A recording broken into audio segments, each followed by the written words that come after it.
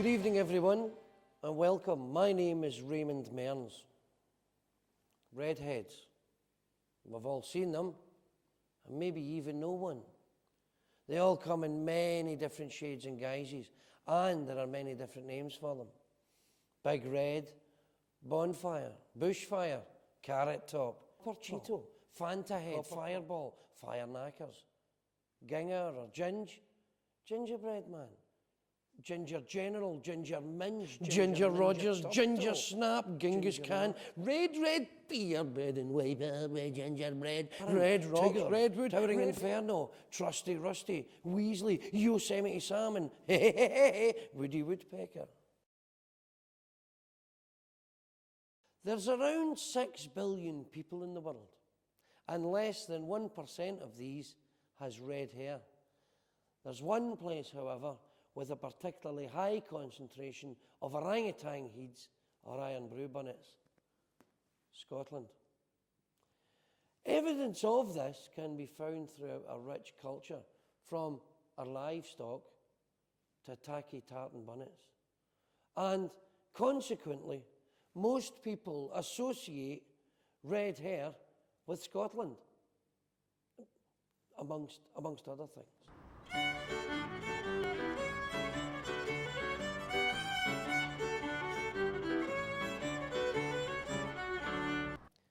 But the orange goblin is not just native to Scotland.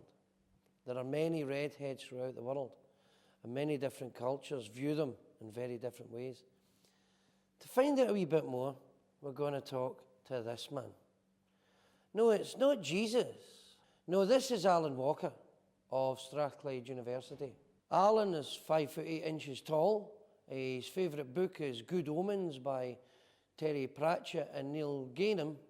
And curiously enough, he also has a barcode tattooed in his arse. Ancient Egypt has been known to have a large proportion of redheads.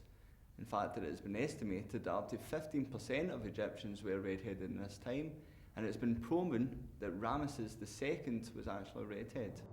It's not commonly known that many redheads were given up as a sacrifice to the god Osiris. In fact, they were actually buried alive for him.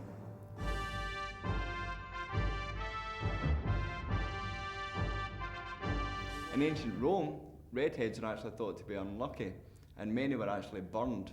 In ancient Greece, however, redheads were thought to turn into vampires when they died. The plight of the redhead is also brought in biblical stories and paintings. In fact, Judas Iscariot, Cain, and Eve have all been depicted with red hair, although Eve is only depicted with red hair after she was tempted by the snake. Some of the historical perspective in redheads has also followed through into the present day. In fact, in Denmark, it's an honour to have a ginger child. In Poland, if you see 3 redheads in one day, it means you're going to win the state lottery.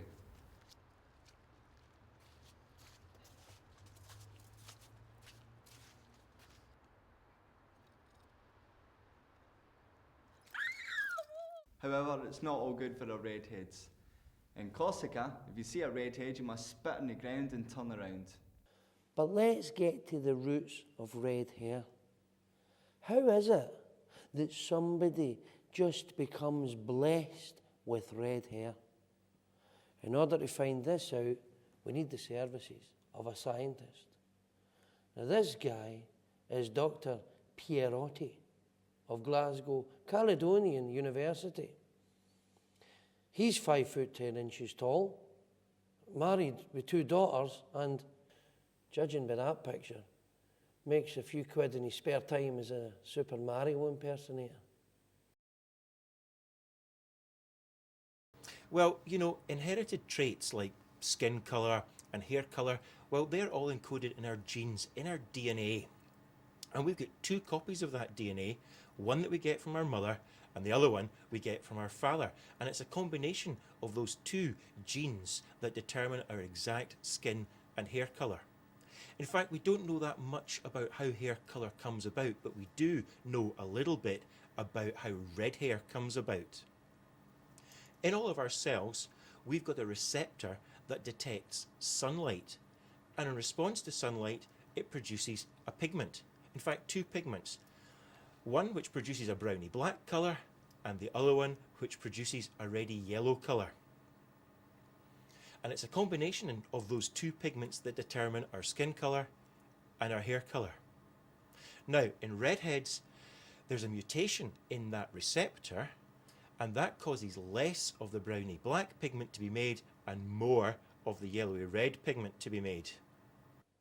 In November 2003, scientists at the University of Bradford have said that within 100 years there will be no more jolly ginger giants. They've concluded that the redhead will be extinct. And I think I know the reason why.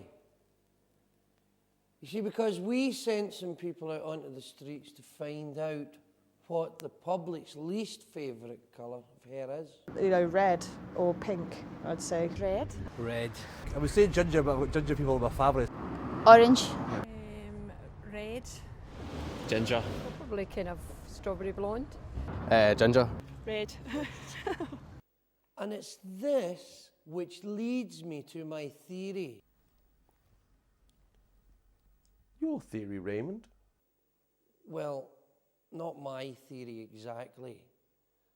The Darwinian theory of evolution. That's better. If an animal is less attractive to the other members of its species, then this animal is less likely to find a mate. Therefore, it is unable to pass on its genes, and the qualities that this animal possesses will be lost forever. Quite simply put, if Fred the Red can't get his Nat King, then he is unable to pass on his red hair to a child. That's certainly food for thought. This, however, is just one particular school of thought as to the reason why people with red hair are dying out. For a more scientific angle, let's return to our follically challenged geneticist and find out what he has to say. You have to inherit the red-headed mutated gene from both of your parents, from both your mother and from your father, in order to be a redhead. If in fact you only get one copy of the gene, then it might well have some effect. You might end up with a reddy brown colour, but you certainly won't be a full redhead. Since redheadedness doesn't appear to be a necessary condition, then over time, with intermarrying and breeding, then the very limited population of redheads will eventually die out. So, I hear you cry, how can we halt this decline? Well, we've got a few ideas of our own. Here they are. By collecting up a set of redheads, we could isolate them. And in much the same way we are trying to save the pandas, we could try breeding them in captivity.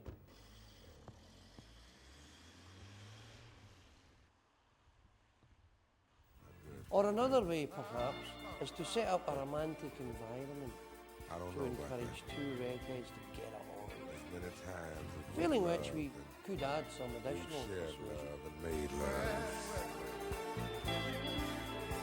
It doesn't seem to me like it's enough.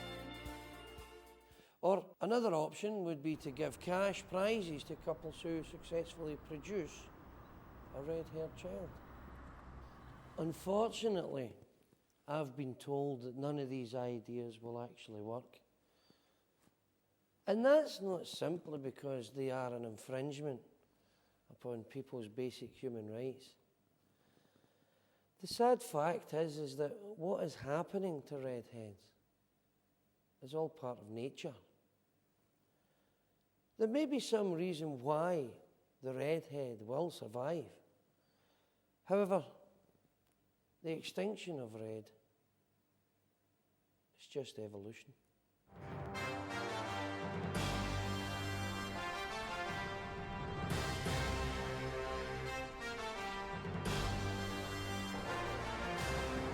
Oh, you two! Stop doing that!